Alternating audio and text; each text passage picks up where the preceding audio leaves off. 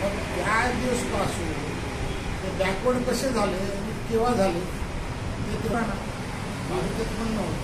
आठवा आमच्या अध्यक्षांना एस.टी. नेगुळे साहेबांना राजीनामा द्यायला सांगितलं. आणि म्हणून हा जो बुद्धिभेद करून मराठ्याची फसवणूक होऊ नये हा माझा त्याच्यामधला उद्देश होता. आणि स्वतंत्र जर आरक्षण मराठ्यांना मिळत असेल तर कोणाला काय त्याचं घेणं देणं हो. आमच्या ताटातलं घेऊ नये यासाठी प्रत्येकजण भांडणारच, परंतु त्यांना स्वतंत्र कोणत्याही आधारावर, इकॉनॉमिक आधारावर असो, सामाजिक आधारावर असो, काय कोणत्याही आधारावर असो देत असेल तर त्याला कोण नाही म्हणणार आहे. परंतु आज मराठ्यांची फसवणूक करण्यात आली. त्यांना दिलेलं आर्थिक 10% आरक्षण उपलब्ध असताना, जे सुप्रीम कोर्टाने व्हॅलिड ठरवलं असताना, ते सुद्धा त्यांना घेऊ देण्यात येत नाही. इकडे स्वतंत्र आरक्षणाचा जो आयोगाचा कसा तरी अहवाल पाठवण्यात आला, ज्याच्यामध्ये शेकडो चुका आता त्या बॉम्बे हायकोर्टाच्या निदर्शनास येत आहेत आणि परवा पुन्हा ती फर्दर आर्ग्युमेंटसाठी केस आहे. आणि पेपरामध्ये वाचाल तर ते मला नाही वाटत टिकेल म्हणून, कारण तेच मुद्दे जे मुद्दे गायकवाड आयोगामध्ये होते. तुम्ही त्यांना जर ज्या चुका गायकवाड आयोगाच्या बाबतीत सुप्रीम कोर्टानं आपल्याला माहीत करून दिल्यात, पॉईंट आऊट करून दिल्यात, त्याच चुका तुम्ही पुन्हा करणार तर त्याला काय तुम्ही उत्तर देणार हो. असो, आता राहिला प्रश्न, म्हणजे मी फार शार्ट याच्यासाठी घेतो की मला थोडंसं उशीर होतो. क्रिमिलेअरच्या बाबतीत आणि तुमच्या सब क्लासिफिकेशनच्या बाबतीत फार शॉर्टमध्ये सांगतो आहे, कारण हा विषय इतका असं नाही की फक्त सांगून देईन ना तुम्हा सगळ्यांना समजून जाईल. तुम्ही सुद्धा माझ्यासारखंच काही वाचतायत. घोडेश्वर साहेबांच्या बाबतीत मी जेव्हा राष्ट्रीय शिक्षा नीतीचा अभ्यास करायला घेतला त्यावेळेस जेव्हा प्राध्यापक घोडेश्वर साहेबांचं जे काही लेख आलेले होते ते सगळे मी 10 लेख जमा करून वाचले, तेव्हा कळलं मला की कशी बुद्धिभेद करून आम्हाला राष्ट्रीय शिक्षा नीतीमध्ये गुरुकुलाची व्यवस्था हे करून पुन्हा मनुवाद आणू पाहत आहे.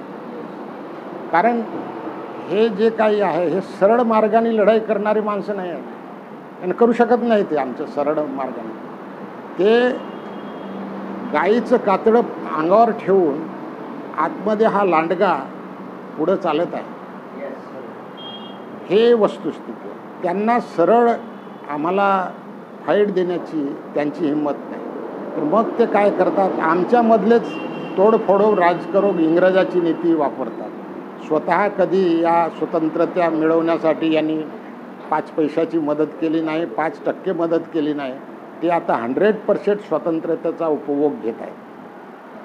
आणि म्हणून ह्या सब क्लासिफिकेशनमुळं काय होणार आहे, सब क्लासिफिकेशन हे महाराष्ट्रामध्ये OBCचं ऑलरेडी झालेलं आहे. भटक्या विमुक्त हा जो नवीन प्रवर्ग ऑलरेडी झाला आहे. फायदा काय किती झाला सांगा? नाही झाला फायदा. 2.5% आरक्षण 100मध्ये 2.5 कुठं भेटणार? जेव्हा 100 पोस्ट निघतील तेव्हा 2.5% गेलं त्यांचं. म्हणून या आता राहिला प्रश्न हा नॉन क्रिमिलेअरचा. एक कसा तरी बाप 10व्या-12व्या वर्गापर्यंत पोराला शिकवतो. 8 लाखाची मर्यादा, 8 लाख 12/8, 8/12. आता एवढी ज्याची ताकद आहे तोच 12वी नंतर तो शिकवू शकतो पोराला. परंतु त्याच वेळेस हा क्रिमिलेअरचा मुद्दा आडवा येणार आहे. म्हणजे जो शिकवू शकला नाही तो तर नाही शिकवू शकेल, 12वीच्या अगोदरच जाईल घरी. परंतु जो शिकवू शकते तो 12वी नंतर या क्रिमिलेअरच्या ह्याच्यामुळं पुढं जे एक्सपर्टनेस जे आहे, graduation, post graduation, PG course, त्याच्यामध्ये सुद्धा आपल्याला पुढे जाता येणार नाही. आणि अशा तऱ्हेनं आपल्याला एक हे असं का बरं करतात, हे शिक्षणाच्या बाबतीत असं का बरं होतं, तर याचं कारण असं आहे, 1971-72च्या दरम्यान बांगलादेशचं युद्ध झालं होतं. पूर्व पाकिस्तान विरुद्ध पश्चिम पाकिस्तान. इतिहास बघा, त्यावेळेस या पश्चिम पाकिस्ताननी पूर्व पाकिस्तानमध्ये जाऊन तिथले जेवढे काही इंटेलेक्च्युअल माणसं होते, जेवढे काही प्राध्यापक सुशिक्षित माणसं होते, इंटेलेक्च्युअल माणसं होते, स्किल्ड जेवढे काही पूर्व पाकिस्तानमधले होते, त्या सगळ्यांना पहिले मारून टाकले. बघा ते इतिहास बघा. आणि याचं कारण असं की हेच लोक, शिक्षण ही दृष्टी आहे, शिक्षण हा तिसरा डोळा आहे असं जे बाबासाहेब म्हणतात, हे तेच कारण आहे. गुलामाला गुलामाची जाणीव करण्यासाठी शिक्षणाची आवश्यकता आहे, शिक्षणाच्या दृष्टीची आवश्यकता आहे. आणि ती दृष्टी त्या पूर्व पाकिस्तानमधल्या शिक्षित लोकांकडे होती.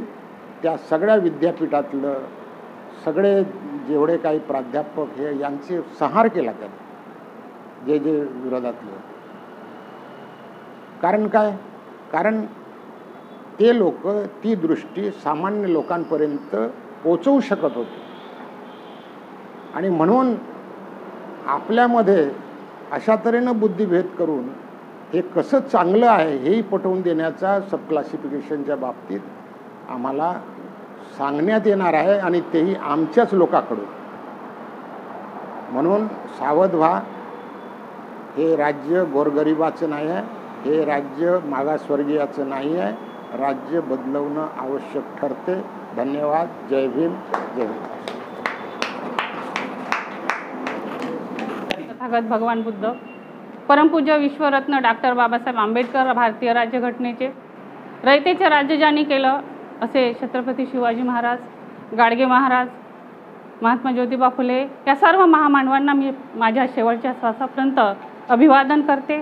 उपस्थित सर्वांना मी मैत्रीपूर्ण जय भीम करते. मी आज पहिल्यांदाच या सभेला उपस्थित झाले. आजपर्यंत मी कधी आली नाही इथे, पण सर आता थोड्या वेळापूर्वीच बोलून गेले. बहुजन समाजाने जर डॉक्टर बाबासाहेबांना समजून घेतलं असतं तर आज अशी परिस्थिती निर्माण झाली नसती. आपण काय केलं? मागणारे हात पैदा केले, देणारे हात पैदा केले का? नाही, मागणारे हात पैदा केले. 52% ओबीसी, कितीदा सांगायचं समजावून का 52% ओबीसीनी जर आपलं अस्तित्व निर्माण केलं असतं आणि 52% हा माझा हक्क आहे या मुद्द्यावर जर ते बोलले असते तर आज मागणारे नाही देणारे हात पैदा झाले असते. एसटी आणि ओबीसी एनटीचे आता सर सांगत होते नाही का, तर त्यांचे जे हक्क आणि अधिकार आहेत मागणारे झालो ना, मग आम्ही देणारे झालो का? नाही. मनुवादी व्यवस्थेचा जर आपण विचार केला, 3% लोक जर 95% लोकांवर राज्य करत असेल तर शोकांतिकची गोष्ट नाही आहे का? 3% लोकांचं एवढं डोकं आहे ना, आमच्या बहुजनाचं डोकं कुठं गेलं? मग हे डोकं गुलाम कोणी केलं हे बहुजनांनी समजून घेतलं पाहिजे. आणि शिक्षणाची व्यवस्था जी अशी निर्माण केली का बहुजन समाज गुलामगिरीत कशा पद्धतीने राहिला पाहिजे, बहुजनांचं डोकं चाललंच नाही पाहिजे. ती व्यवस्था त्यांनी तशा पद्धतीची निर्माण केली ना. आता पण जरी बहुजन समाज काही % सुधारण्याचा प्रयत्न करत असेलही तरी पण त्यांना एवढं माहीत आहे का यांच्या कोणत्या बॅनर खाली आल्याच्या नंतर यांचं डोकं जंगते. हे डोकं त्यांच्याजवळ आहे, म्हणून तशा पद्धतीनं जंगवण्याचं काम हा समाज आपल्यावर करत आहे.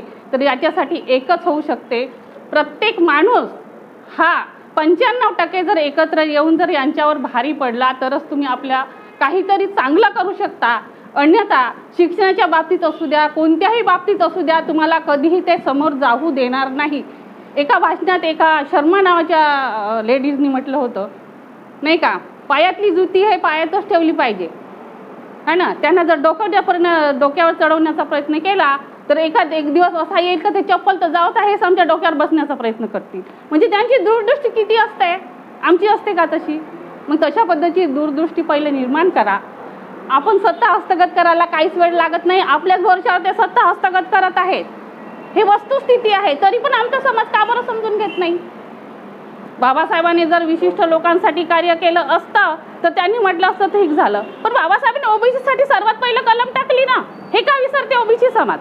जेव्हा तुमच्यावर अन्याय अत्याचार होतो तेव्हा बाबासाहेब दिसतात, अन्यथा असं दिसत नाही मी एक विशिष्ट समाजाची आहे म्हणून बाबासाहेबात बोलते असं नाही. पण ज्योतिबा फुलेंची सावित्रीबाईंची जेव्हा गडचिरोलीमध्ये पहिल्यांदा जयंती साजरी करण्यात आली, माडी समाज सुद्धा हा ज्योतिबा माझा आहे म्हणून समजून घ्यायला तयार नव्हता. अशी परिस्थिती त्यांनी तयार केली. मग तुम्ही तशी परिस्थिती निर्माण करा का हा 5% समाज आहे, याच्यावरच्या तळावर आम्ही बसून कदा आपला विजय प्राप्त करू शकतो. याच्या जर प्रत्येक समाजाने लक्ष दिलं तर आज तो दिवस दूर नाही का ओबीसी हा पंतप्रधान होईल. एवढे बोलून मी माझे 2 शब्द इतकेच संपवतो. मला संधी दिली त्याबद्दल मी सरांचं फार मनपूर्वक अभिनंदन करते.